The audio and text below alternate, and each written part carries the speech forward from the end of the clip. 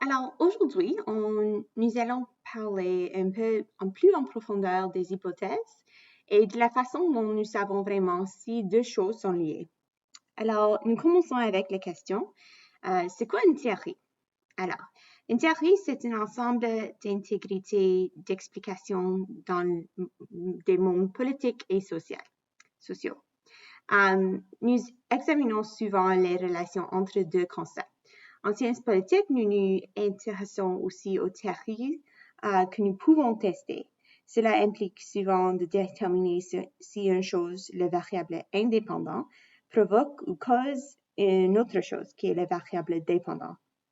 Alors, nous pouvons nous rappeler que lequel c'est le variable indépendant et lequel c'est le variable dépendant, parce que le variable dépendant, ça dépend sur la variable indépendant. Alors, voici quelques exemples qui peuvent peut-être t'aider à faire plus de sens. Alors, nous pouvons donc dire que plus de temps mène à une meilleure qualité de démocratie. Plus de richesse. Ça cause peut-être une meilleure qualité de démocratie.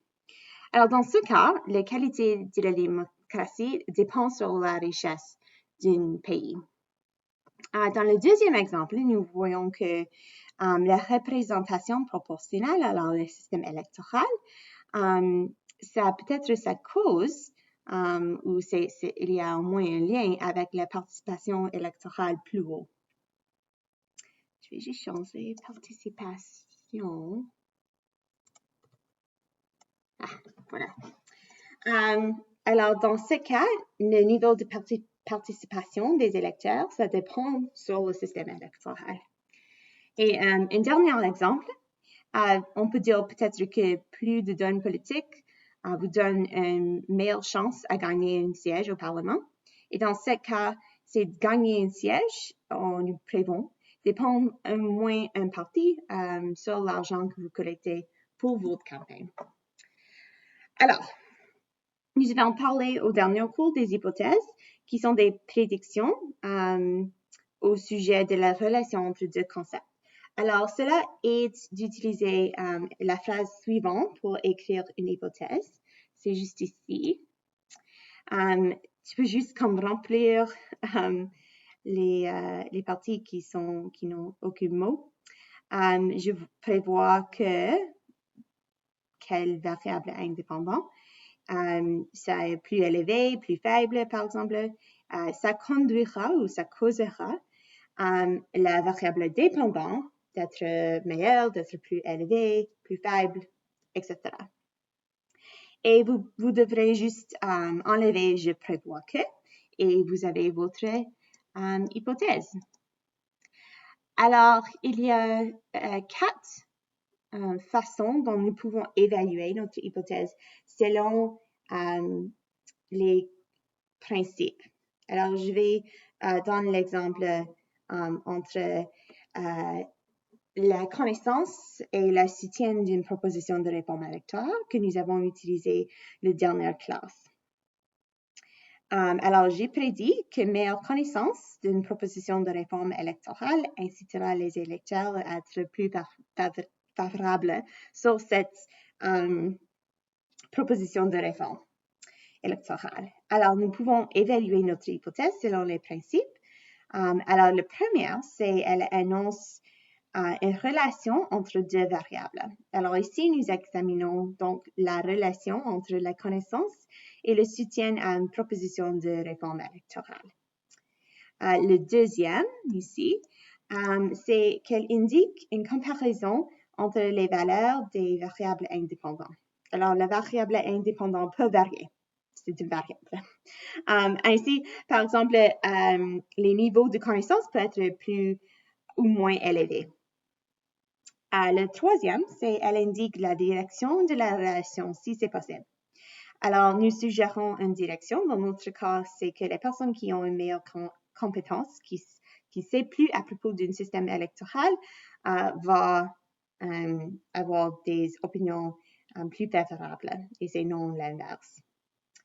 Et quatrième elle est testable empiriquement. Alors, ça veut dire que c'est quelque chose que nous pouvons tester, comme j'ai montré la semaine dernière avec les petites expériences que j'ai faites avec les étudiants.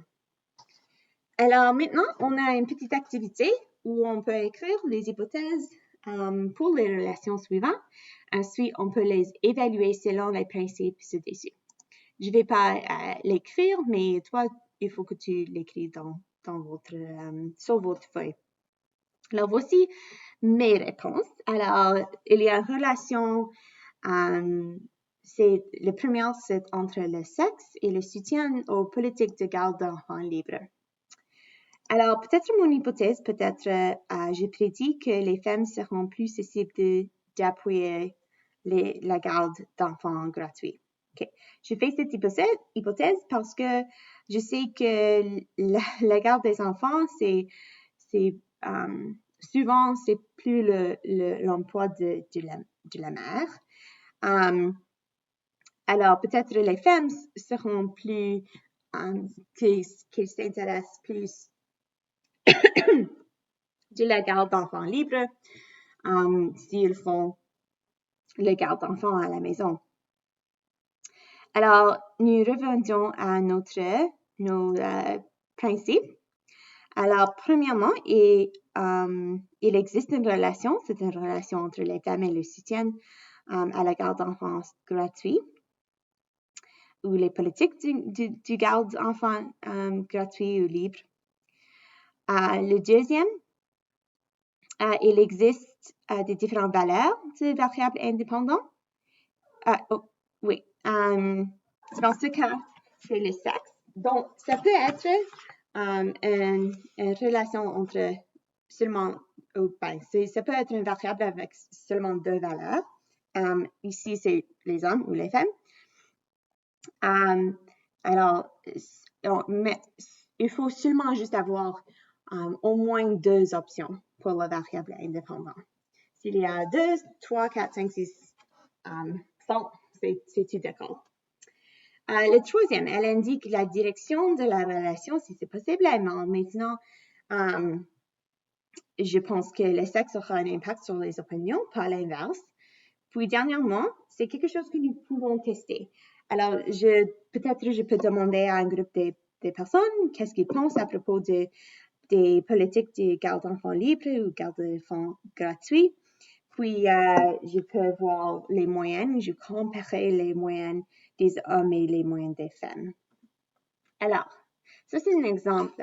Maintenant, il faut que tu fais celui-ci, le deuxième, dans votre feuille. J'aimerais que vous essayiez de le faire vous-même pour le devoir et écrire l'hypothèse et pourquoi elle correspond aux 4 critères au-dessus. Mais nous allons faire le prochain ensemble. C'est peut-être plus compliqué. Alors, je peux dire peut-être que si nous avons des voies cyclables dans un quartier, il y aura moins de pollution dans le quartier parce que si les personnes vont prendre leur vélo, pas leur auto, peut-être il y sera moins de pollution. Alors, c'est quelque chose que je peux tester, peut-être avec une petite expérience ou peut-être je peux juste voir les quartiers qui sont similaires dans les autres caractéristiques, puis je peux voir lesquels ont des voies cyclables et celui qui n'ont pas. C'est quelque chose qui... il y a une relation entre les deux, les variables indépendantes, ça peut varier. Je pense qu'il y a une direction que les voies cyclables va diminuer la pollution et encore on peut le tester. Alors, tu comprends maintenant que c'est les hypothèses, ils sont importants parce qu'on veut faire certain que les personnes ne font pas de la recherche ou ils juste pensent et ils veulent juste tester plusieurs différentes relations parce qu'il faut avoir toujours une raison pourquoi avant de tester. Alors, mais comment pouvons-nous savoir si cette hypothèse est vraie ou fausse? Alors, c'est là où il y a des diverses formes de vérification d'hypothèses. Alors, nous examinerons une variété de méthodes dans ce cours. Aujourd'hui, je vais juste montrer deux. mais on va parler à propos de ça dans le cours. Alors, le plus ancien de ça, c'est les méthodes de Mill. Pas les plus anciens, mais un des méthodes pour les sciences politiques plus anciens, c'est les méthodes de Mill. Alors, John Stuart Mill a trouvé une façon simple de déterminer si deux variables sont liées. Et c'est vraiment utile, même juste pour comprendre la logique derrière cela. Alors, disons que nous comparons des pays, simplement parce que c'est facile à penser des pays, mais ça peut être n'importe quoi, un individuel, une école, ça peut être n'importe quoi. Mais on va penser que c'est des différents, celui et celui sont des différents pays. Alors, dans les méthodes de différence, le premier pays a le facteur A, B, C et D, puis les résultats W, X, Y et Z. Puis, le deuxième pays a seulement les facteurs B, C et D et seulement les résultats X, Y, Z. Alors, nous pouvons dire raisonnablement que le facteur A, je m'excuse, A, c'est relié à résultat W. Parce que c'est les seuls qui sont différents pour le premier pays, parce que tous les autres sont les mêmes. Il y a aussi les méthodes dans le temps. Alors, nous revoyons deux pays. Un a les facteurs A, B, C, D, puis les résultats W, X, Y et Z. Puis l'autre a des facteurs A, E, F, J, puis G. Puis les résultats W, T, U et V. Puis ici aussi, nous savons que les seuls qui sont communs entre les deux, c'est A et W. Alors, nous pouvons dire peut-être que A et W, il y a une relation entre les deux. C'est le facteur commun entre les deux.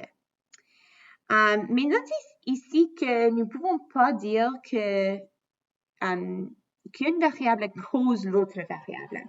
Jusqu'au présent, nous savons seulement qu'il y a une relation entre les deux, mais on ne peut pas vraiment dire que A cause W ou W cause A. On va parler un peu plus à propos de ça dans le cours.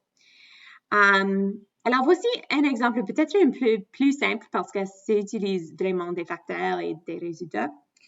Alors, on pense de deux pays et voici les choses dans le pays, les caractéristiques du pays ancien. Alors, pays A, c'est une base économique agricole, c'est une vieille démocratie, c'est une colonie britannique. Et c'est un système de représentation proportionnelle et le système parlementaire. Alors, ça, c'est leur système de gouvernement. Dans le pays B, nous savons que c'est une base économique agricole. C'est encore une vieille démocratie, mais la différence, c'est que c'est une colonie française, pas une colonie britannique. Le résultat, c'est un peu différent aussi. Nous savons que c'est un système de représentation proportionnelle, mais c'est aussi un système présidentiel. Alors ici, nous savons que la seule chose qui est différente dans les premiers facteurs des deux pays, c'est la colonie française ou une colonie britannique. Et nous savons aussi que le seul résultat différent, c'est qu'un système parlementaire est un système présidentiel. Alors, nous pouvons dire qu'il y a un lien entre les colonies britanniques ou les colonies françaises, alors le pays qui a colonisé ce pays, et le système de gouvernement, le système parlementaire ou présidentiel. Mais encore, on ne peut pas dire que c'est quelque chose qui est causé, mais on a peut-être une idée que c'était causé par la colonisation parce que c'est la chose qui est passée premièrement. Mais encore, on ne peut pas dire ça pour ça. Nous ne pouvons pas être certains avec ça. Alors, je vais aussi te montrer les corrélations. C'est quand nous avons plus de données. Ici, on avait seulement 2 pays, mais quand nous avons plusieurs d'autres pays, en utilisant peut-être une logique similaire pour les corrélations quand nous avons plusieurs données. Alors, lorsque les variables sont mesurées sur une échelle et nous avons suffisamment de cas pour les étudier, une autre façon de tester une relation, c'est de tester une corrélation. Alors, la corrélation, c'est entre moins 1 et 1. positive ou négative nous indique si la corrélation est positive ou négative. Le nombre ou la magnitude nous indique la force ou la faiblesse de la corrélation. Alors, plus les points sont collés à la ligne, plus l'ajustement c'est bon. Alors, chaque axe a une variable. C'est les variables indépendantes, les variables dépendantes. Nous mettons tous les points sur le graphique. Puis, nous pouvons dessiner une ligne avec la nuage des points. Si la ligne, c'est comme ça, c'est une corrélation positive. Ça veut dire que quand le variable indépendant augmente, aussi le variable dépendant augmente. Ici, on peut voir que c'est une corrélation négative quand le variable indépendant augmente, le variable dépendant diminue. Puis, il y a aussi des cas où il n'y a pas vraiment une corrélation. La nuage des points ne font pas vraiment comme une ligne. Et on va parler un peu plus, je crois que c'est la dernière classe, de comment nous pouvons vraiment calculer c'est quoi la ligne. Mais, on va encore utiliser un exemple qui peut peut-être t'aider à comprendre ce qui se passe avec les corrélations, juste l'idée des corrélations. On ne va pas faire comme les calculs vraiment aujourd'hui. Alors, voici l'exemple. Dans mes recherches sur la gestion électorale, peut-être je m'intéresse à tester la richesse, si la richesse d'un pays a un impact sur la qualité des élections. Alors, mon variable indépendant a une cause où il y a relation avec ça, puis les qualités des élections. OK, je prévois que la plus grande richesse dans un pays conduira à des élections de meilleure qualité. Ça, c'est mon hypothèse. Et c'est basé sur les théories des ressources et comment l'individu décide de participer aux politiques. Alors, l'idée de Lipset, c'est que quand les personnes ont plus de recherche, plus d'éducation, il va dire que moi, je veux participer dans les politiques et il va demander pour un gouvernement démocratique, puis il va demander des élections de meilleure qualité. Alors, je peux mesurer mes deux variables. On va parler des mesures plus la semaine prochaine. Mais je vais utiliser le PIB pour la richesse d'un pays. Puis, je vais utiliser l'index des perceptions d'intégrité électorale. C'est juste un index entre 0 et 100 qui veut dire est-ce que c'était une élection de bonne qualité, oui ou non, et sur un échelon. Alors, nous créons un nuage des points ici. Je l'ai fait avec l'ordinateur, mais dans quelques moments, je vais te demander à la faire à la main. Mais nous misons tous les indicateurs sur un graphique. Notez qu'il semble d'avoir une corrélation positive parce que la ligne est ascendante. Les points sont proches de la ligne, mais pas exactement regroupés sur la ligne. Alors, il s'agit d'une corrélation modérée, pas particulièrement forte, mais pas particulièrement faible non plus. Et il y a vraiment quelque chose qui se passe ici, mais c'est pas vraiment fort. Alors, quand j'utilise mes méthodes statistiques, ils montrent qu'il existe une corrélation de 0,49 dans l'exemple. C'est positif et le numéro, c'est environ moyenne. Dans le monde social, on peut voir environ à 0,5 pour une corrélation parce que c'est jamais comme un 1 parce que le monde n'est pas, c'est presque jamais parfait comme une ligne. Votre nuage de points, c'est juste une ligne. Ça, c'est ce qui se passera s'il y avait comme une corrélation de 1 et ça est juste une ligne de points, mais c'est jamais ça dans le monde social. Presque jamais ça dans le monde social. Alors, avec ça, je veux que tu le fasses toi-même. Alors, en utilisant une mesure de la démocratie, c'est Freedom House. C'est une mesure de la qualité de démocratie qu'on va parler. On va utiliser la semaine prochaine aussi. Et les PIB. Tu peux créer une graphique à la main de dispersion et estimer une ligne de meilleur ajustement, mais c'est pas vraiment une ligne parfaite. Fais pas les statistiques, c'est juste de voir, OK, est-ce est-ce que tu peux voir comme peut-être une ligne avec le nuage des points? Alors, faire certain que vous utiliserez des titres pour vos axes aussi. Alors, la variable indépendance, c'est le PIB, puis la variable dépendance, c'est le Freedom House.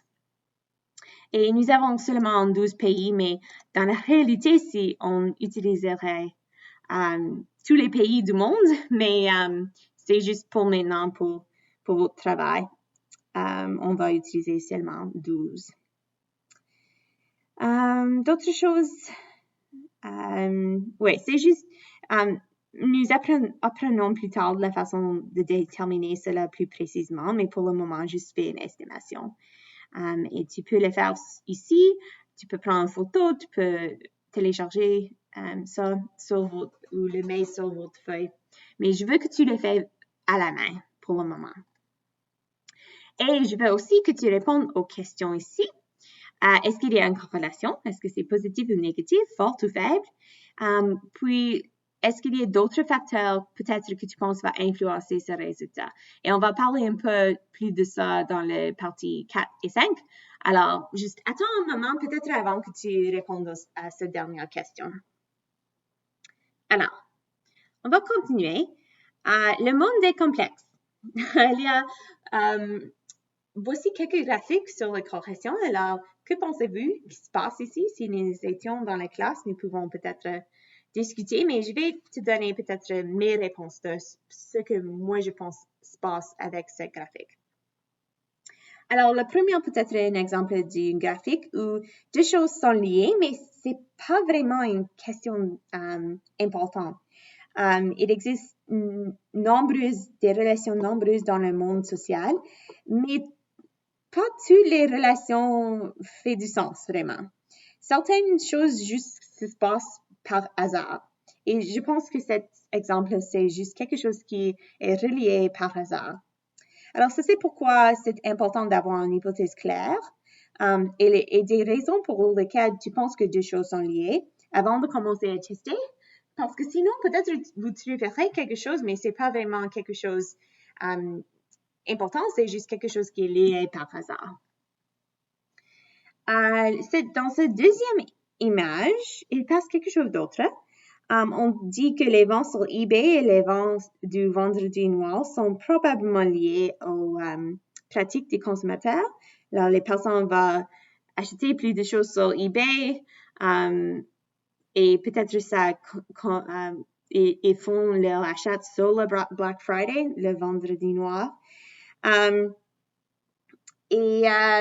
Peut-être on va juste dire que les deux sont à propos de consumption, consumption, la consumption où comment les personnes vont continuer à acheter plus de choses avec du temps. Je crois que tu peux comprendre ça. J'espère. Puis, le dernier graphique, c'est pas vraiment bon parce qu'il n'est pas vraiment un axe ici. C'est des générations, je comprends pas. Alors, on peut voir que les pourcentages des personnes qui vont manger du sushi, puis les personnes qui sont d'accord avec le mariage homosexuel. Et peut-être ces deux choses sont liées, mais par une troisième chose. Et peut-être cette troisième chose, c'est les personnes qui vivent dans les grandes villes, peut-être les personnes qui sont exposées plus à la diversité, puis ils vont être d'accord avec sushi, puis aussi d'accord avec le mariage homosexuel. Et j'espère que j'utilise le meilleur mot pour ça. Et désolé si je n'utilise pas le terme correct pour ça. Mais tu peux voir que peut-être il y a une troisième chose qui va influencer les deux variables ici. Alors, nous pouvons trouver que les deux choses sont liées, mais seulement parce qu'il y a une relation fausse. Et cela signifie qu'une autre variable influence à la fois la variable indépendante et les variables dépendantes. Nous appelons cette autre variable une variable confondante. Et la relation entre les deux variables, c'est nommé une corrélation parasite. Parce que c'est pas vraiment lié, c'est plutôt relié à cette variable confondante. Alors, je vais te donner un exemple. Alors, pensez à toutes les variables confondantes potentielles dans la relation suivante. Alors, les pays à démocratie de moins qualité, c'est plus chance d'avoir des niveaux plus élevés de dette nationale. Peut-être ces deux choses sont produites dans les démocraties plus récentes où on trouve une économie qui s'est juste commencé, aussi une démocratie qui s'est juste commencé. Alors, c'est difficile d'avoir des niveaux hauts de démocratie ou de richesse. Peut-être les niveaux d'éducation influencent à la fois la richesse d'un pays puis les capacités des citoyens à participer dans la politique, mais à la même fois, l'éducation va contribuer à une meilleure économie et va changer le montant du dette nationale. Alors maintenant, pour le troisième, ou bien le deuxième, fais toi-même, essayez-le. Sur votre feuille, pensez aux quelques, je m'excuse, pas 7, juste quelques, peut-être 2 ou 3. On va dire 3. Variables confondantes dans la relation entre l'éducation postsecondaire puis les taux de participation. Alors, tu peux penser pour une individuelle ou pour un pays. Et je vais les lire sur vos feuilles quand je les corrige. Et la dernière chose, c'est d'essayer toi-même de faire une hypothèse, puis penser d'une variable indépendante-dépendante et les variables confondantes potentielles. Faites certain que vous exprimez votre hypothèse en termes des variables indépendantes-dépendantes et ici de penser des variables qui peuvent peut-être causer des confusions. Alors, c'est ton choix, juste penser d'une hypothèse sur le monde social ou le monde politique. Alors, notre deuxième classe, merci pour votre temps. J'ai hâte de voir tes travaux pour cette semaine. Puis, à la prochaine.